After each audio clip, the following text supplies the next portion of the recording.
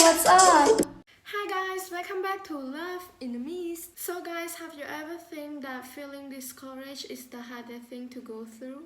For me, I think feeling discouraged is really hard to get through and it feels heavy, stuck, sad and even hopeless sometimes. When you feel discouraged, it colors so much of your world. You easily find more discouraging signs that things won't work out. And this is your brain frustrating negative base at work, which make you more sensitive to anything negative when you're feeling down.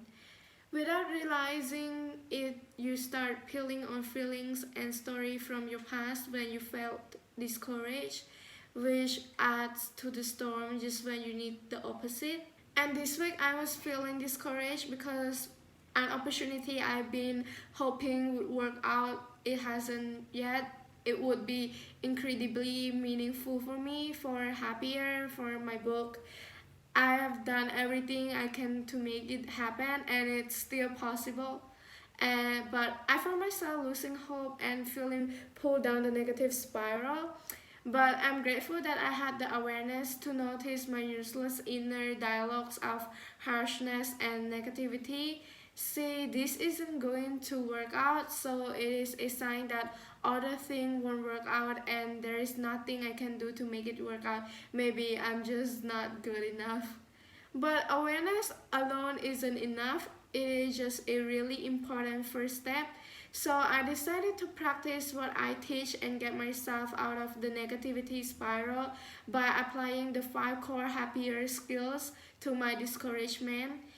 It helped. I feel like I can take a breath and keep going. I'm not saying I'm excited about the situation, but it's not blocking me from moving forward and there's a joy in the moving forward. So I want to share the step with you so they can help you the next time you feel discouraged, stuck or caught in a negativity spiral.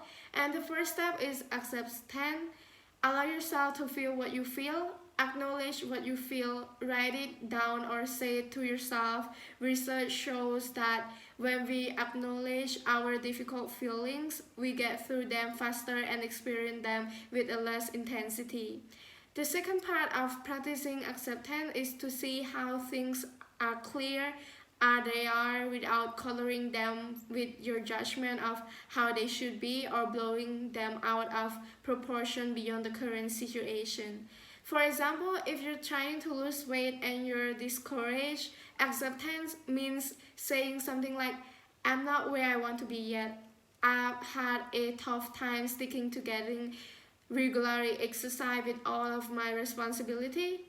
Instead of I'm never going to be able to lose weight, I should have already lost at least half the weight I need to be lost by now.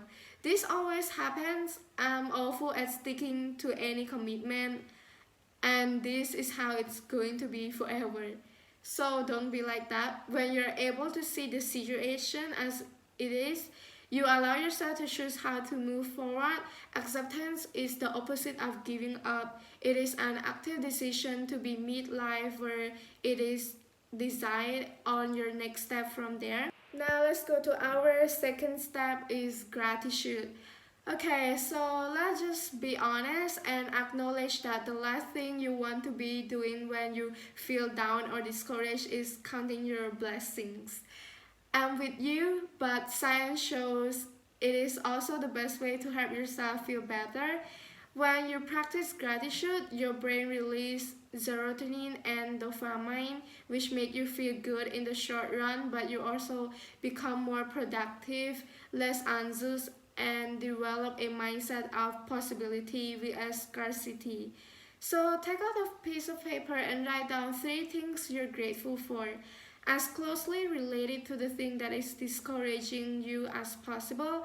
I'm not asking you to ignore anything difficult or negative, but to zoom in on something you appreciate within the difficult. And the third step is international kindness. The best way to make yourself feel better is to get out of your head and do something kind for someone else. I call this blasting your stress with kindness. Take a push and think of at least 3 kind things you can do right now and do them. They can be really simple, but research shows that doing kindness acts in cluster has the biggest positive impact on how you feel. Now, the fourth step is the bigger why. Connecting to your sense of meaning is one of the best ways you get through challenging times and feeling discouraged. I call this the bridge of resilience. Think about the bigger why for whatever it is you're doing and feeling discouraged about. Now let's go to the last step, step 5, self-care. When we get discouraged, the harsh voice in our heads often come out in full force. So the first thing you need to do is to become aware of how you're talking to yourself and shift from harshness to self-compassion. When you notice that you're berating yourself or being very harsh, push, take a break, and now imagine that you are saying what you're saying to someone you love very much. Rephrase how you would say it, literally picturing that person is in front of you. The second step of self-care is to do something that nourishes you, your mind, body, or soul. This will give you fuel to keep going, to work through the discouragement. And here's the pep talk I gave myself, and I hope it will inspire you as well. Keep going. You're doing something you love, something that gives you meaning. You're giving this all you have got. Not everything will work out and not always on your timeline, but you're amazing, you're strong, you're sharing your truth. Stay in the place of giving and live the outcome of that giving to others or the universe, which is awesome because you and the others are the universe together. So the more you stay in a place of giving, the more awesomeness you're sharing and the more awesomeness will come back to you. And I hope you will try these practices today so you can experience a shift in how you feel, your energy and your perspective. And let's do it together. So thank you for watching this video. I hope you guys enjoyed the video and I see you in the next video. Bye!